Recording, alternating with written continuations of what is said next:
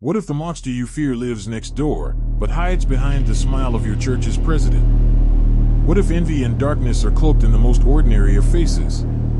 In the sleepy town of Park City, Kansas, where tidy lawns and white picket fences dotted the streets like clockwork, no one suspected the man who lived at number 303 Maplewood Lane. He was the kind of neighbor who mowed his lawn with military precision, greeted everyone with a polite nod, and, most evenings, disappeared behind the doors of the First Baptist Church where he was president of the church council. Dennis Rader was, to all appearances, the embodiment of Midwestern normalcy. A devoted husband, a father, a Cub Scout leader, everything a community would cherish. Yet beneath this calm exterior simmered a darkness so chilling, so meticulously concealed, that it would shatter the very notion of safety in small-town America. It was a chilly spring evening in 1974 when Rader arrived home from work at the local waste management office. He carried with him the same practiced smile he always wore, the same air of unremarkable routine. Yet his mind was a tempest, a swirl of envy, control, and a deep hunger for power over those he considered weak. The women he watched from a distance, their everyday lives, their freedom, their laughter. To Dennis, they represented everything he was not, everything he loathed. Their independence gnawed at him like a slow poison. And so, he began to craft a sinister ritual, one that would give him the ultimate satisfaction, absolute control, absolute obedience. His first victim, a young mother in her early 30s, was walking home alone one quiet evening. She never saw him coming. The initial binding was clinical, efficient, cords wrapped tight around wrists and ankles, immobilizing her like a marionette. The terror in her eyes was a silent plea, but to Dennis, it was the music of control. He reveled in the power of binding her will as tightly as her body, stripping away every shred of her autonomy.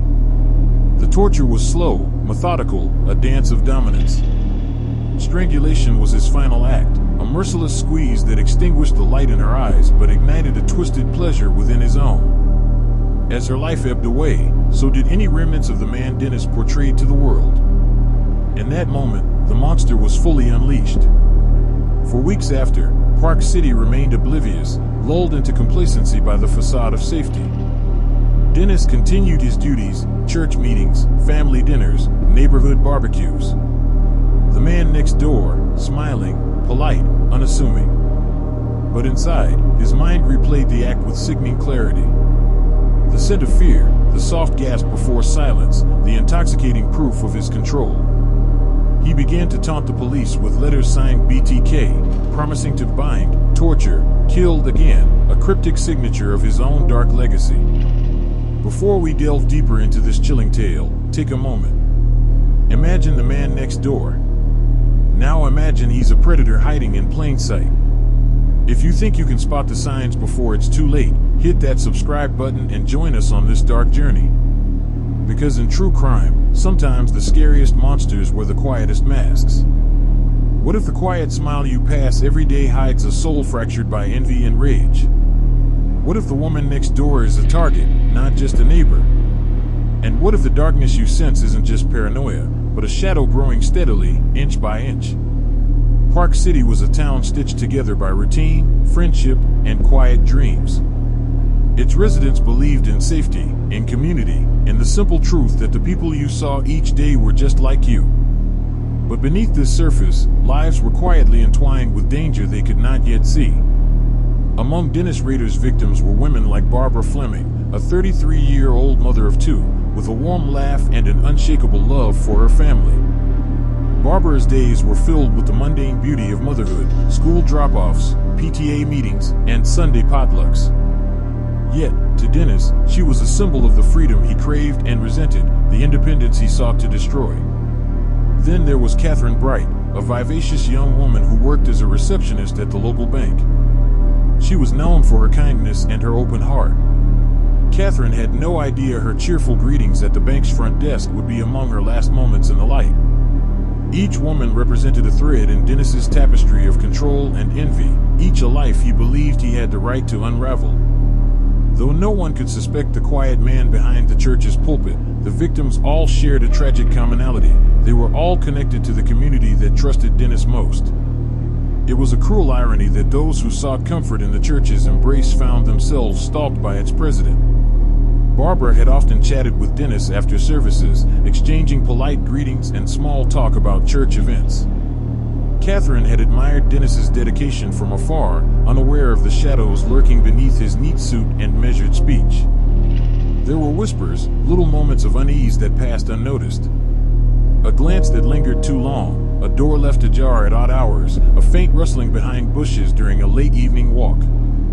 Yet, no one voiced their fears aloud. Dennis's envy was not a simple jealousy but a corrosive force that festered deep within his psyche. His outward success, a stable job, a loving family, respected status, was a carefully constructed mask. Behind closed doors, resentment boiled. He believed these women flaunted the life he was denied, their laughter and freedom a personal affront. This envy morphed into obsession, and obsession spiraled into control. Psychologists later described Dennis's mind as compartmentalized, a twisted duality that allowed him to worship in the morning and plan his next attack by night. His sadistic pleasure was rooted in this power to bind and dominate, to erase their autonomy and replace it with his will. In the weeks following the first murder, Park City felt the faint tremors of a nightmare. Some residents noticed missing persons in neighboring towns, strange notes found at local schools, and an eerie silence that clung to evening walks. Barbara's husband, Mark, sensed something was wrong after she disappeared. Police conducted routine inquiries, but no concrete leads emerged. Dennis maintained his role as a pillar of the community, his demeanor unchanged. Yet, his calculated cruelty left clues. He sent anonymous notes to the police, describing his deeds in cryptic language. Each letter was a taunt, a challenge wrapped in veiled threats. Dennis's process was chillingly methodical. He selected victims based on their routines, studying them until he knew their schedules intimately. The bindings he used were tight, precise, rope, cords, and strips of cloth that immobilized bodies but allowed him to prolong the torment. His pleasure was twofold: physical domination and psychological terror. He reveled in the moments before death when victims realized their fate but could do nothing. The strangulation was slow, almost ritualistic, squeezing life away as a final assertion of power. Victims' suffering was not collateral but essential to his gratification. The pain, the helplessness, the fading consciousness, all were his dark communion with the chaos inside him. While Dennis's actions were monstrous, his ability to live a double life shocked the town's conscience. Many refused to believe the quiet church leader could be responsible. The cognitive dissonance was palpable. Neighbors described him as polite, even kind. At church, he was seen counseling troubled souls, organizing charity drives, and volunteering with youth groups. This duality created a terrifying dissonance that made the crimes all the more unsettling. The community's denial was a shield, one that delayed suspicion and investigation. As the body count rose, the police faced mounting pressure.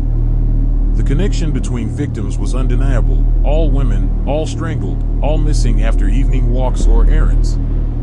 Detectives began to focus on the BTK killer, the name signed on taunting letters sent to law enforcement and media.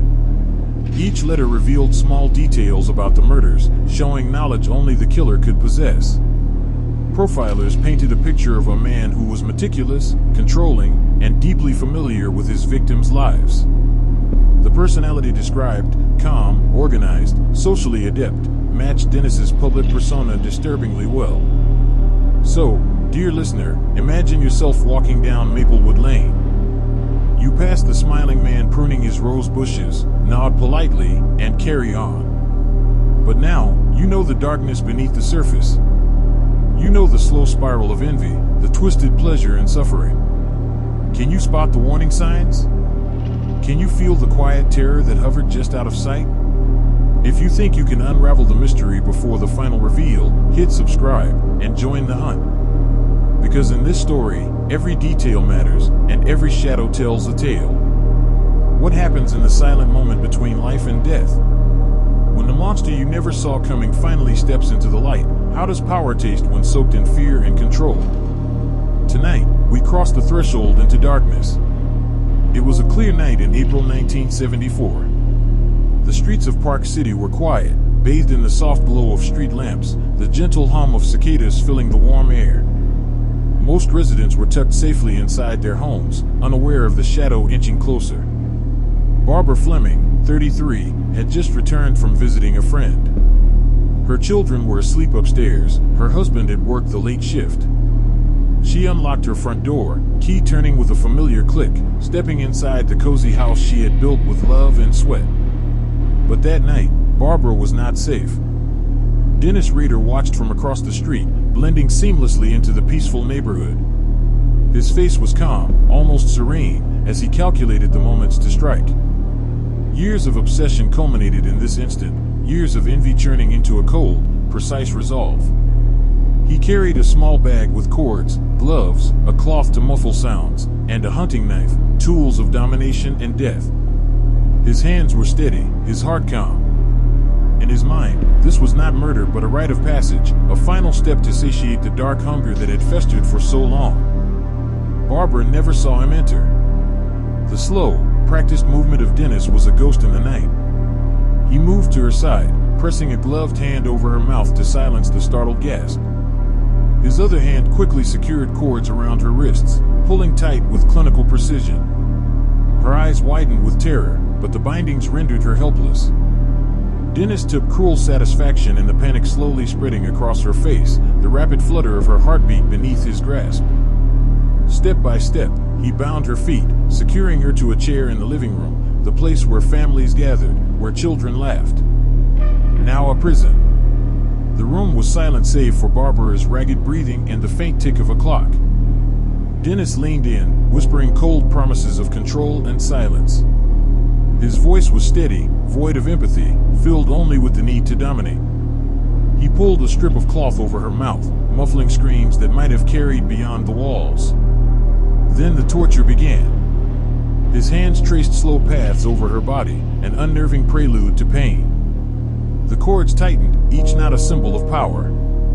Barbara struggled, but every movement only deepened her bondage, increasing her desperation. Dennis moved methodically, stripping away every ounce of resistance, prolonging the agony for his own twisted pleasure. The final act was merciless. With hands that showed no tremor, Dennis encircled Barbara's neck with a length of rope. Slowly, deliberately, he tightened the noose. Her eyes locked with his, wide with fear and disbelief, a silent scream frozen in time. The life drained from her body in agonizing moments, each second a victory for the man who craved absolute control. Dennis's breath was steady. His mind quieted in the grim satisfaction of power exercised without consequence. The struggle ceased, the house fell into a suffocating stillness. For Dennis, this was not chaos but control. The act was ritualistic, a dark liturgy where pain and power intertwined. He was not merely a man killing a woman, he was a god in his own world, shaping life and death to his whims. The pleasure derived from binding and breaking was a release from the envy that had consumed him for years. His dual life, the father, husband, church leader, was a mask worn for society. The night belonged to a different identity, the BTK killer, the master of pain and silence. This compartmentalization allowed Dennis to return to morning church services, to the breakfast table with his family, carrying the weight of murder as if it were no more than a shadow passing. The news of Barbara Fleming's disappearance sent tremors through Park City. Families locked doors earlier, neighbors watched each other with wary eyes. The local police, initially treating it as a missing persons case, were soon forced to face the horror, a pattern emerging, victims disappearing without a trace, only to be found later with signs of strangulation and torture. Rumors spread like wildfire. Some whispered about a prowler, others suspected a deranged outsider. No one suspected Dennis, the model citizen, the friendly face at church. Detectives assembled profiles and sifted through evidence. The anonymous letters signed BTK arrived, taunting law enforcement with intimate details of the murders. The chilling nature of the killings suggested a killer with deep knowledge of his victims, with a terrifying need to assert control beyond death. As the community's fear grew, so did the police's resolve to catch the man hiding in plain sight. Now, dear listener, imagine standing in Barbara's shoes.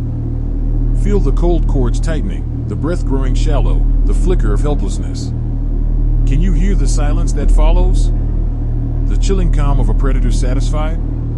If you want to journey deeper into the mind of this monster and understand how envy morphed into deadly control, hit subscribe and turn on notifications. Because the night is darkest just before the dawn, and this story is far from over. When terror invades a quiet town, the ground beneath familiar feet begins to crumble. Trust fractures. Fear takes root. And the most ordinary streets become corridors of dread. How does a community survive when the nightmare lives next door? Park City awoke one morning to headlines that shattered its peaceful veneer. Barbara Fleming's body had been found in a wooded lot outside town, her hands bound, the telltale signs of strangulation unmistakable. The discovery sent shockwaves through the community, and a collective sense of safety slipped like sand through trembling fingers. Neighbors gathered in hushed groups, sharing rumors and fears. Mothers clutched their children tighter. Husbands patrolled front yards after dark. The town's heartbeat quickened with unease. The local sheriff's department quickly called in experts from the state police and the FBI. The killer's signature, bind, torture, kill, had been scrawled in a chilling note found near the body. The case was no longer just a tragedy, it was a hunt for a monster. Detectives pored over evidence, fibers from the bindings, the knot patterns, traces of a rare brand of cord used by Boy Scouts, an unsettling clue pointing toward a perpetrator with specific skills and affiliations. Unbeknownst to the police, Dennis Rader continued his double life with alarming composure. On several occasions, he came within inches of exposure. During one church fundraiser, a young woman recognized him from a composite sketch recently released by the police. She paused, her eyes narrowing, but dismissed her suspicions, convincing herself it must be a mistake. Dennis smiled, the predator concealed behind civility. Another near miss occurred when a neighbor reported hearing muffled screams late one night. Officers were dispatched but found only silence and locked doors. Dennis had perfected his methods, the bindings, the mufflers, the timing, to leave no trace. As days turned to weeks, the unease deepened. Park City's streets grew quieter, the laughter in front yards faded. Residents spoke in cautious tones, casting sideways glances at one another. Families installed locks and alarms, evening walks became solitary and hurried. The church, once a sanctuary, felt hollow, its leader's smile now a mask that some viewed with suspicion. Schools held meetings urging vigilance, counselors offered support for anxiety gripping the youth. Yet, the sense of normalcy was fracturing. News outlets descended on Park City, eager for stories of the BTK killer. Sensational headlines and lurid speculation stirred public fear nationwide. Dennis, aware of the growing attention, reveled in the infamy. He began sending more letters to police, detailing his crimes with twisted pride. The letters were puzzles, taunts wrapped in riddles, showcasing his intellect and cruelty. The public's fascination deepened, but the terror was real and palpable. Detectives working the case felt the weight of the community's hopes and fears. Long hours, dead ends, and the pressure of a killer still free took their toll. Profilers constructed an increasingly detailed picture, a meticulous, organized man, socially adept, with ties to the community. The clue about the Boy Scouts cord hinted at a perpetrator involved in youth organizations, a chilling thought that rang alarm bells. For Dennis, the chaos unfolding was fuel. His control over the narrative grew, feeding his need to dominate not just victims but entire communities. He maintained his family routines, his church duties, and his outward kindness with chilling ease. The envy that once simmered had transformed into a sinister dance of power and terror. Each letter, each taunt was a brushstroke on the canvas of fear he painted over Park City. So, dear listener, can you feel the pulse of a town unraveling? The silent dread seeping into every home? The killer's hand tightening on an entire community's throat? If you think you can unravel this dark tapestry and see the truth before the final act, smash that subscribe button and stay with us. Because the next chapter reveals how the darkness nearly broke free. What does it take for a man to live two lives, one worshipped by a community, the other feared in whispers and nightmares? What festers in the corners of the mind where envy and rage collide, shaping a monster no one sees coming? Dennis Rader's life was a study in contrasts. To the outside world, he was the embodiment of the American small-town dream, family man, church leader, devoted husband, and father. Yet beneath this carefully crafted exterior simmered a darkness so profound it defied simple understanding. Psychologists who later studied his case described his mind as a compartmentalized fortress, a place where the man who preached sermons by day was entirely separate from the predator who bound and killed by night. This split allowed Dennis to navigate daily life with chilling normalcy, masking his deepest urges behind a facade of piety and respectability. Envy was the poison at the core of Dennis's psyche. Unlike fleeting jealousy, his envy was a persistent, corrosive force, an unrelenting ache born of feelings of inadequacy, frustration, and a deep-seated need for control. He envied the freedom and independence his victims displayed, the laughter they shared, the lives they led. This envy was not passive, it demanded expression, and for Dennis, that expression took the form of domination and destruction. His killings were acts of reclamation, twisted attempts to seize the autonomy he felt denied. Control was Dennis's obsession. Every binding, every knot, every moment of terror inflicted was a demonstration of his power over life and death. For him, the act of killing was ritualistic, a dark liturgy that offered momentary release from the chaos within. The slow tightening of a noose was not just physical suffocation but symbolic, the crushing of freedom, the silencing of defiance. His pleasure derived not merely from ending a life but from orchestrating a moment where he held absolute sway. Dennis's ability to maintain his normal life was rooted in his skill at social mimicry. He carefully observed the behaviors expected of him, the kindness, the humility, the responsibility, and practiced them until they became indistinguishable from genuine. This mastery allowed him to slip unnoticed through the fabric of his community, even as the town around him unraveled in fear. His church activities, family dinners, and volunteer work were not mere cover but integral parts of his identity, the mask that kept suspicion at bay. Behavioral profilers noted Dennis's traits: meticulousness, compartmentalization, a need for recognition, and sadistic tendencies. He exhibited a paralyzing fear of exposure that paradoxically coexisted with a desire for notoriety, a dangerous duality expressed through his cryptic letters to the police, simultaneously revealing and concealing his identity. His sadism was methodical rather than chaotic, deriving pleasure from control and domination rather than impulsive violence. Beneath the layers of control was a man profoundly isolated. Dennis's true self was locked away, unable to forge genuine connections beyond the surface. His envy extended not just to his victims but to the community itself, a world of warmth and trust from which he felt irrevocably excluded. This isolation fed his rage and deepened his obsession, trapping him in a cycle of violence and concealment. The corrosive power of envy transformed Dennis from a man into a monster. It drove his calculated cruelty, fueled his need to bind and break. His killings were not random but symbolic acts, assaults on the very freedoms he coveted, inflicted on those who embodied the life he craved. This psychological warfare played out silently across Park City's streets, leaving scars deeper than those visible on the bodies of his victims. So, listener, can you glimpse the fractures beneath the mask? The envy that twists kindness into cruelty? The loneliness that sharpens obsession into violence? If you want to understand how darkness can hide behind the most ordinary faces, hit subscribe and stay close. Because we are only beginning to see the depths of the BTK killer's mind. When the hunter grows careless, the mask slips, and the monster is finally revealed. The final kill was not just a brutal act of violence, it was the unraveling of a man trapped by his own darkness. This is the moment the nightmare came to an end. By the late 1980s, Park City was gripped by fear, but Dennis Rader still walked freely among its residents.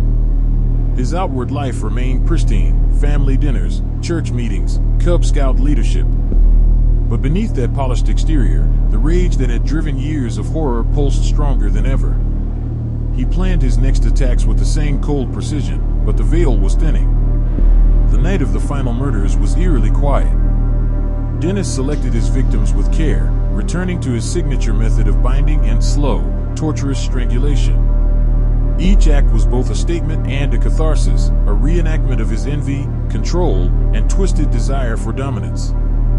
The bindings were tighter, the torture prolonged. His pleasure in control was now tinged with a frantic urgency, as if sensing the walls closing in. But something had shifted within Dennis. The years of living a double life, the mounting police pressure, and his own growing desperation began to fracture his psyche. He made uncharacteristic mistakes, sloppy letters, reckless phone calls, and a dangerous need for recognition that clouded his judgment. This unraveling was subtle but fatal. In 1991, Dennis sent a floppy disk to the police, a seemingly small act that would unravel decades of terror. Unbeknownst to him, forensic analysts traced metadata embedded in the disk directly to his church's computer system. This digital breadcrumb shattered the illusion of invincibility. On February 25, 1991, police arrested Dennis Rader at his home. The quiet man with a smile was no longer a mystery but a captured monster. The community struggled to reconcile the church president with the sadistic killer who had bound, tortured, and killed without remorse. Dennis pleaded guilty, ending a nightmare that had spanned nearly 2 decades. His trial was a somber reminder of how evil can hide in plain sight.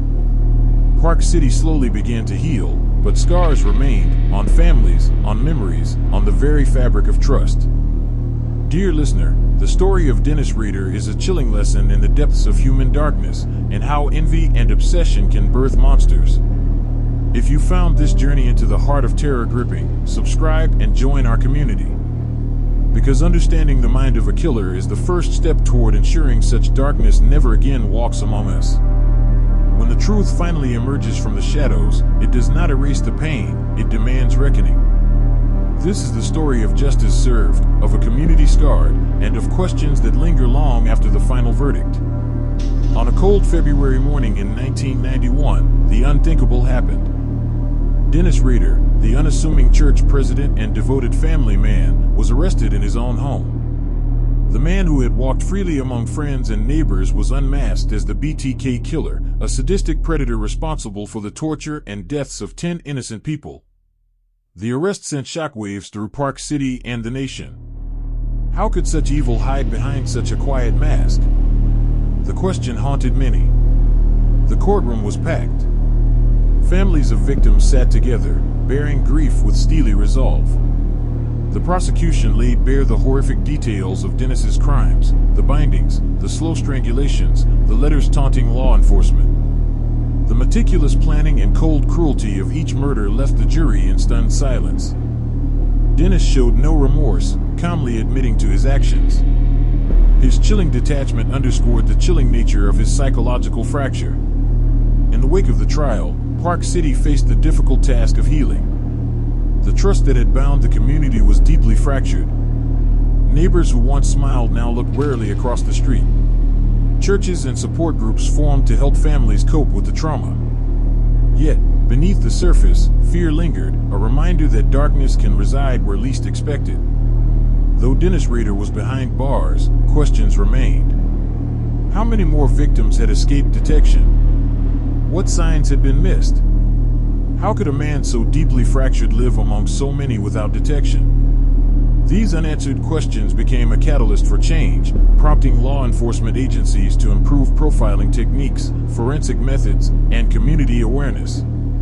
Behind every statistic and headline lies a story of loss: mothers, daughters, friends whose lives were stolen too soon. Their memories remain etched in the hearts of those who loved them. Dennis Rader's story is a stark reminder that evil can wear many faces and that vigilance is the price of safety. Dear listener, as we close this chapter, remember the victims and the community forever changed. Let this story inspire awareness, compassion, and the courage to look beyond masks. If this journey into the dark has moved you, subscribe and explore more stories with us. Because understanding the shadows helps us find the light.